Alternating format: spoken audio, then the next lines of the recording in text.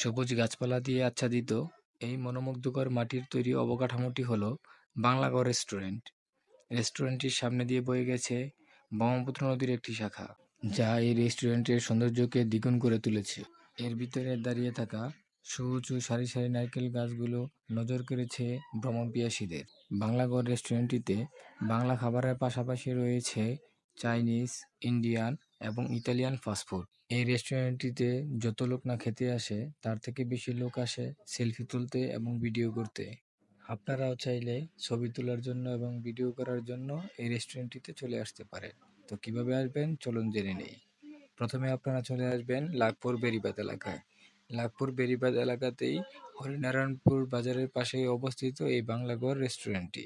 আরও সহজ করে বলতে গেলে লাখপুর বাজারের বেড়িবাঁধের ডান পাশেই অবস্থিত এই বাংলাগড় রেস্টুরেন্টটি।